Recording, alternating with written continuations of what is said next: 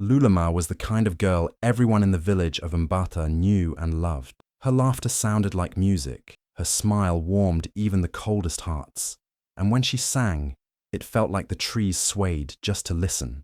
Elders said she was a gift from the spirits, a light sent to make Mbatha brighter. She helped the sick, played with the children, and danced during every festival like the wind itself guided her steps. But everything changed when her mother died.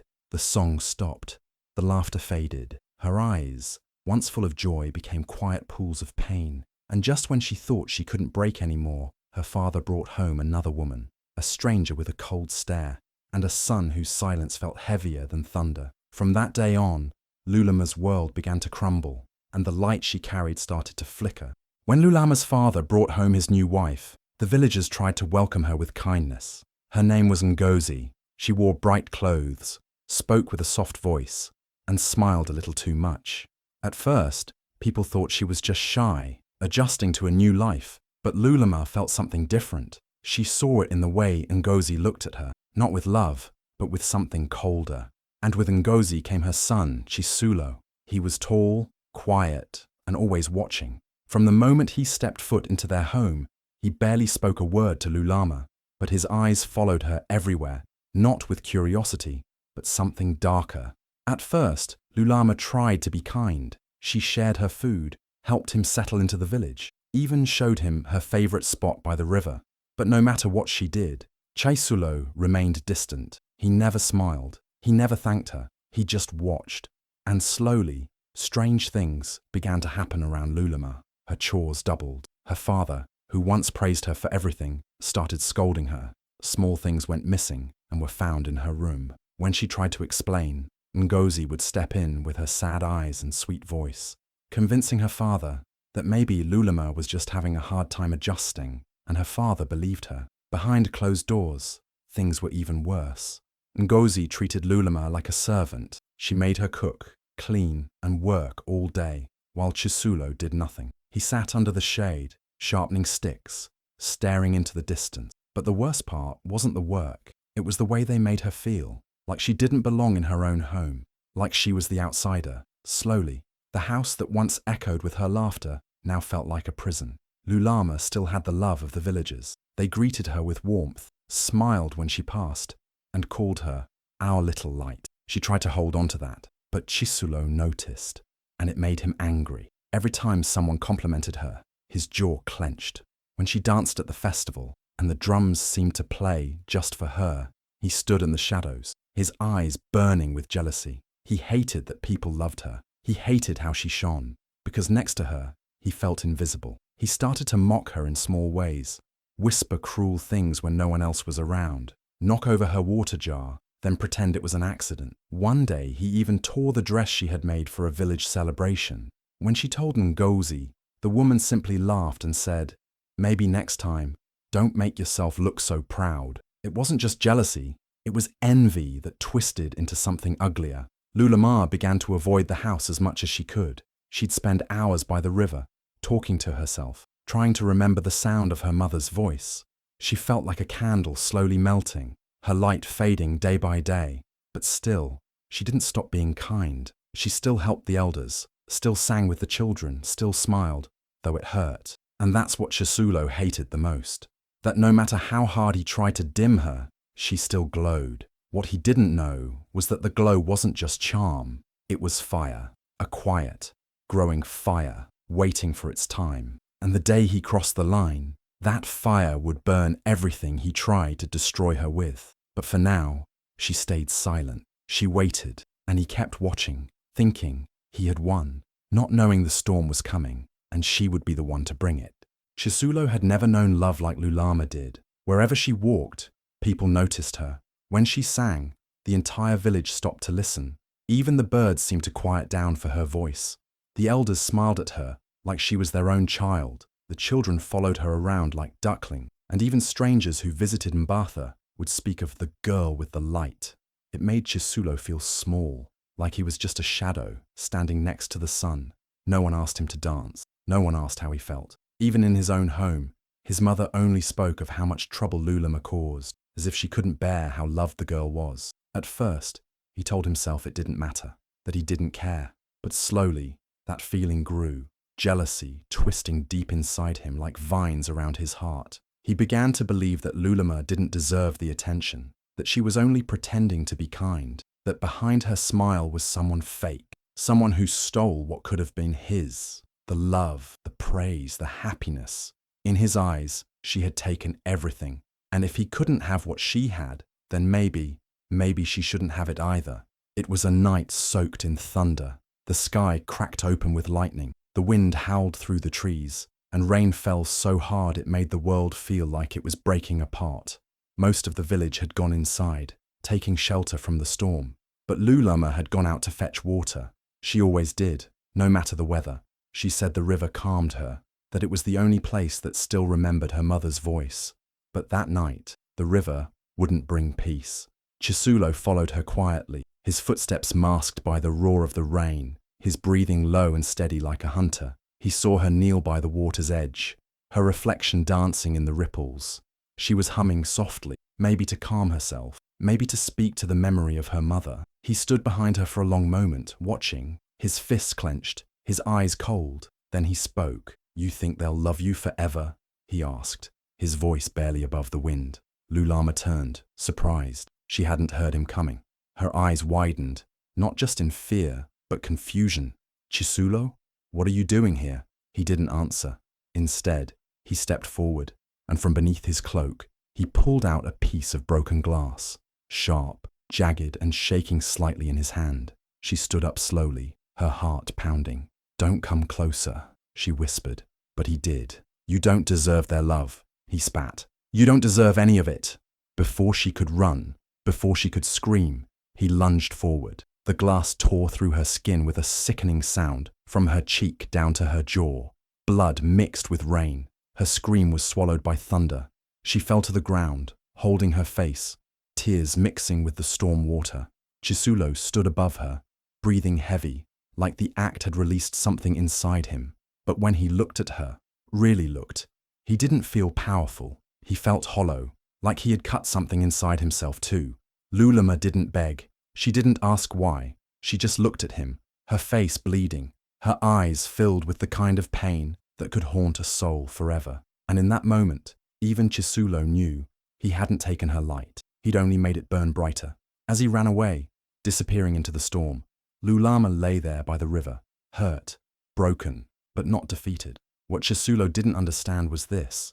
He hadn't ended her story. He had only lit the fuse. Lulama stumbled back into the village, soaked in rain, her face bleeding, and her heart beating like a drum of war. Her clothes were torn, her body trembling, and her eyes wide with shock. But the pain on her face was nothing compared to the storm inside her. She had trusted her family, even when things were hard. She still held on to the hope that maybe, deep down, they cared. But now, as the blood dripped from her jaw and mixed with the mud beneath her feet, that hope faded fast. She burst into the house, crying out for help. Her father stood from his mat in shock, rushing toward her. "Lulama, what happened to you?" he asked, grabbing her shoulders. Before she could explain, Ngozi came running in with Chisulo behind her, both acting surprised, their faces painted with false worry. Lulama pointed straight at Chisulo, her voice shaking with pain and anger. "He did this. He followed me to the river. He cut me." The words echoed in the room. Everything went still. For a moment, her father looked at Chisulo, waiting for a reaction. Chisulo stayed quiet, then slowly shook his head and looked at the ground. Ngozi gasped loudly and rushed toward Lulama, pretending to cry, pretending to care. "How can you say such a thing, Lulama?" she said, holding her chest like her heart had broken. "We've done nothing but love you. Chisulo, he was here all evening, helping me prepare food. Weren't you, son?" Chisulo nodded.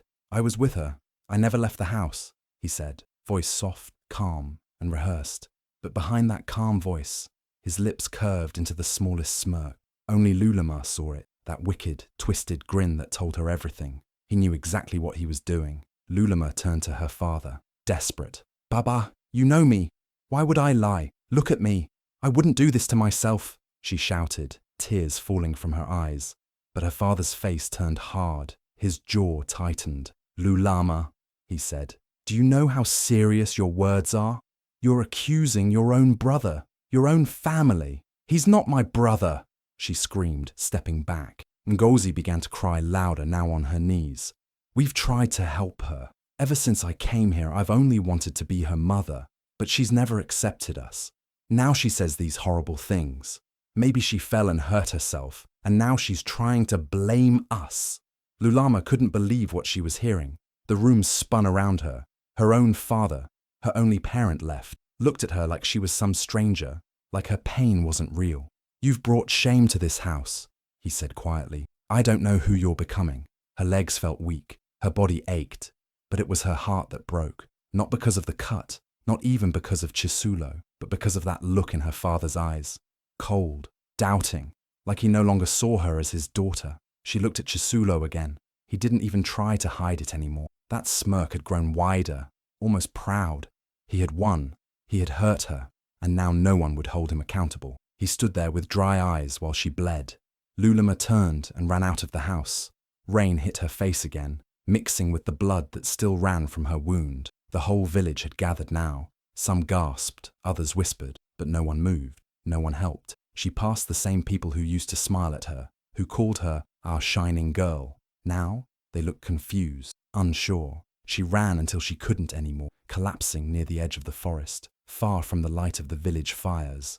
Alone, broken, her face throbbed with pain, but it was her heart that screamed. How do you survive when the people you love turn their backs on you? How do you rise when no one believes you? That night, Lulama didn't just lose her family. She lost her home, her safety, her past, but she didn't lose herself. Not completely. In that silence, surrounded by darkness and betrayal, something inside her changed.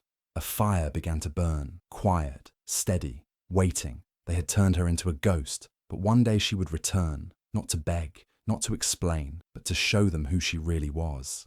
She didn't look back, legs shaking, body bleeding, heart shattered.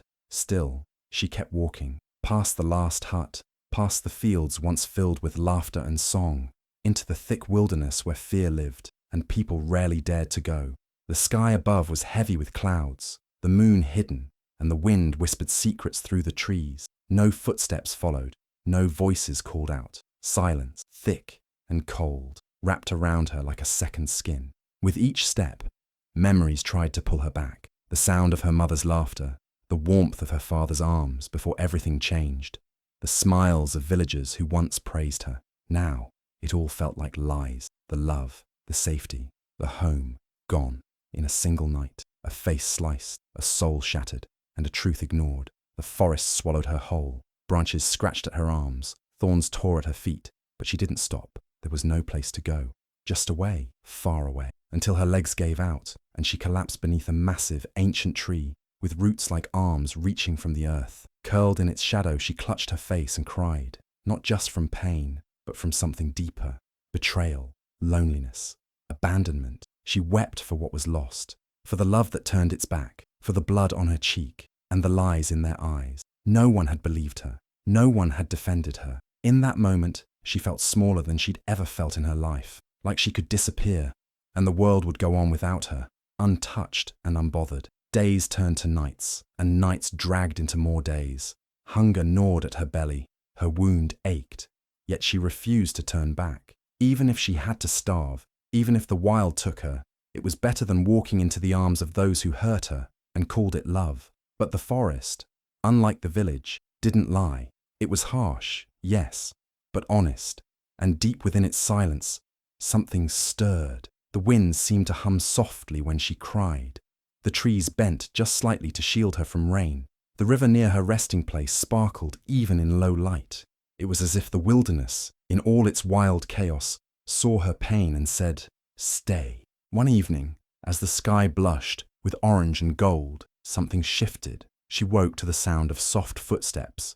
Barely there, a woman, older than time itself, cloaked in feathers and beads, appeared from the mist.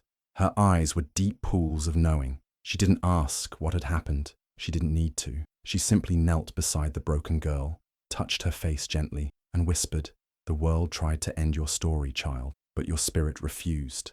The days that followed were filled with learning. The woman taught her about herbs that healed, roots that gave strength, and songs older than any village.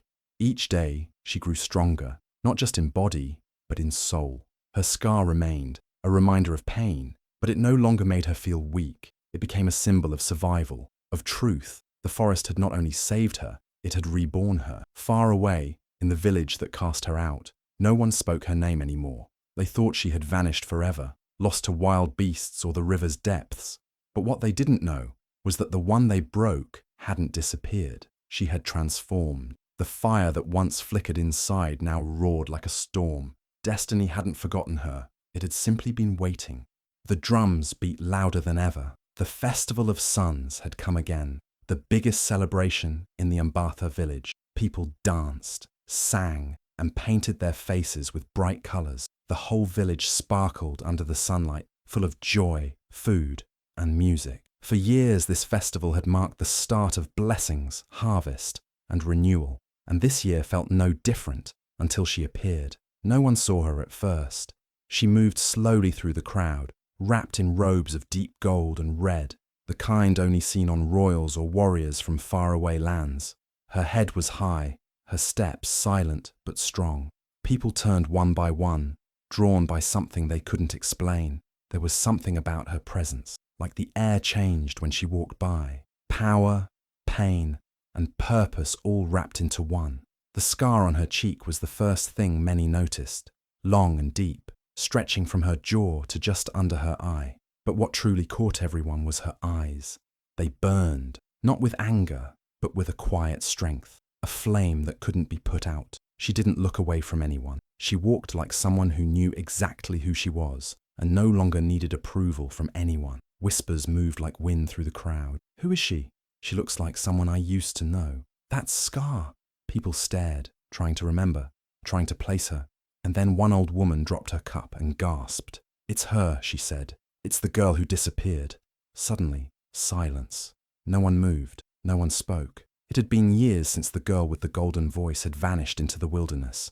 Everyone believed she had died. Some said she had gone mad. Others whispered that the forest had swallowed her. And now, here she was, alive, proud, and wrapped in royalty. She didn't smile. She didn't cry. She simply walked to the center of the village, right where the drums stood, and stopped.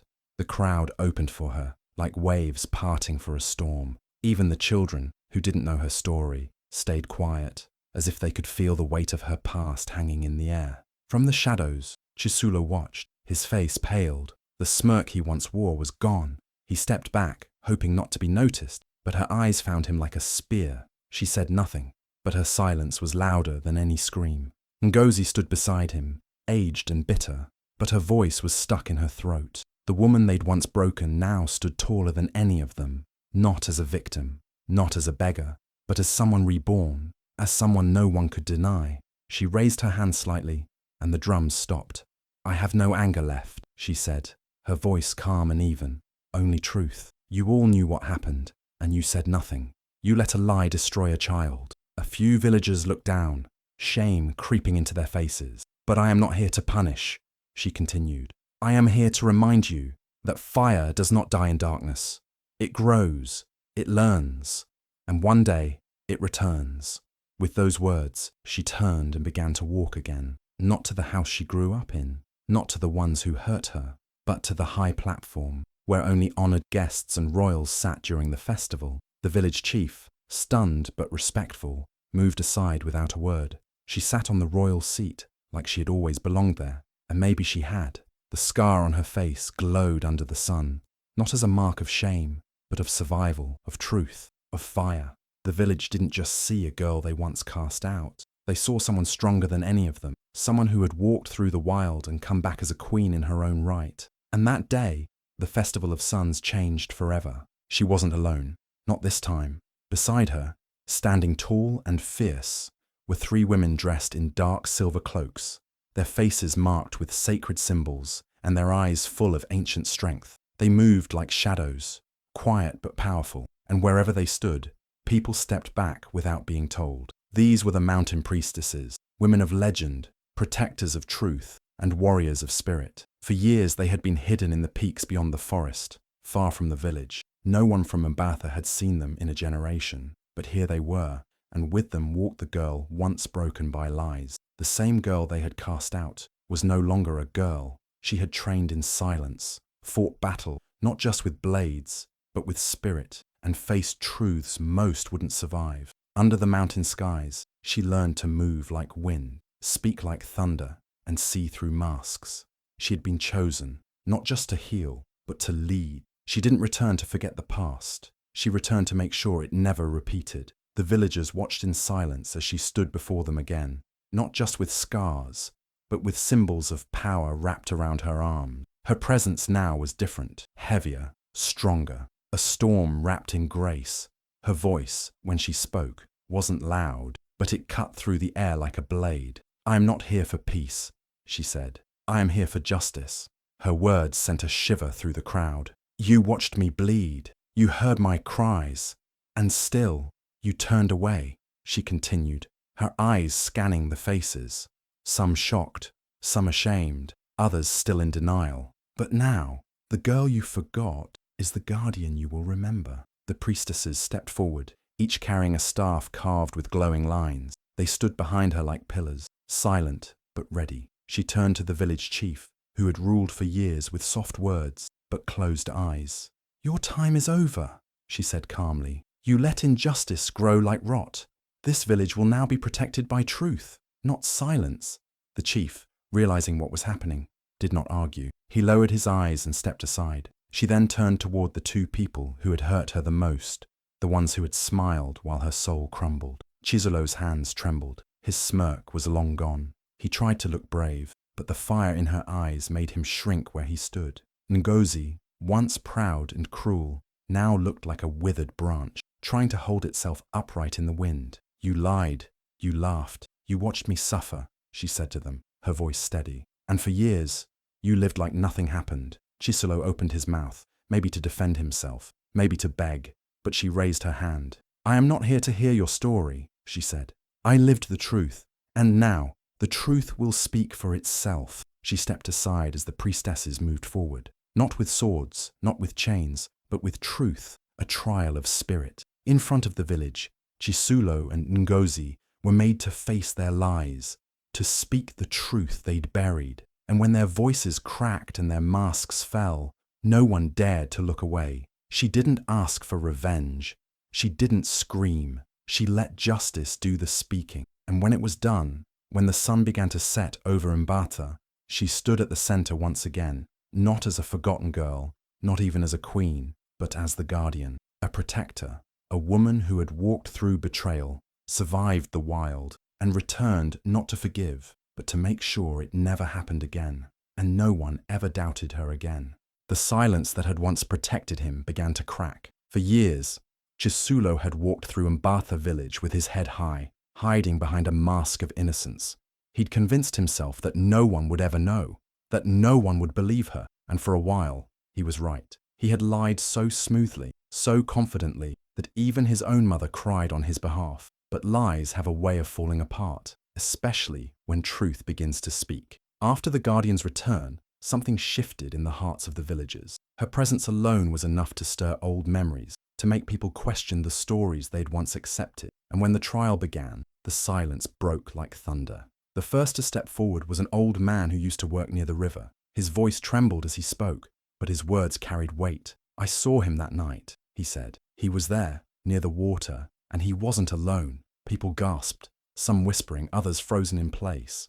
No one had ever dared to speak it aloud, but now it was like a dam had broken. Then, one by one, others began to remember. A woman who lived near the woods spoke of screams in the wind. A child, now grown, told of a shadow he saw running with something sharp. Even the village healer, who had treated the wound but was too afraid to question it back then, finally told the truth. The cut, it was made by a blade, not an accident, and not by her own hand. All eyes turned to Chisulo. His skin lost color. The smirk he once wore was long gone. He looked around, hoping someone would defend him, someone would call it a mistake. But there was only silence now, silence heavy with truth. Even the river, the place he thought had hidden his secrets, spoke. The priestesses had gone to the water days before, performing a ritual passed down through generations. And from the river's edge, they returned with something chilling, an old pendant, that once belonged to the guardian. It had her initials carved into the back, and traces of dried blood still stained the edge. She didn't need to say a word. The proof was there. The truth was standing. And Chisulo, he finally broke. "I didn't mean to," he shouted, his voice cracking. "I was angry. I was tired of everyone loving her and ignoring me." His words spilled like poison. "I just wanted her to stop shining, just for once." The villagers stared in horror. Some turned away. Others began to cry. All this time, they had let a lie live among them. They had smiled at him, protected him, while she suffered in silence. The weight of that shame filled the air like thick smoke. Ngozi tried to speak, but her words fell flat. Her son's confession shattered the illusion she had built. Her fake tears from years ago now looked like dust. No one believed her anymore. Chisulo, once so proud and untouchable, now shook in the center of the village square. His shoulders slumped, his eyes full of fear, not of punishment, but of truth. The truth that had finally come alive. The truth that had burned through every lie he'd ever told. No one came to his defense, not this time, because now they all knew, and nothing would ever be the same again. The sun rose gently over Mbatha, painting the village in gold. But this sunrise felt different. It wasn't just the beginning of a new day. It was the start of a new era. People gathered in the village square, their eyes filled with awe and hope. The drums beat low, steady like a heartbeat, echoing through the hills. The same place that once watched her walk away in pain was now waiting to see her rise. She stood tall, wrapped in deep indigo and gold robes, her scar catching the morning light like a badge of honor. The same scar that once made people turn away now drew them in. It told a story louder than any song, a story of betrayal, survival, and return, a story of fire that never went out. Children stared at her with wide eyes, not with fear, but with admiration. They saw someone who had faced monsters and come back stronger. Women held their hands over their hearts, remembering the pain they'd once hidden too. And the men, even the proudest ones, lowered their heads,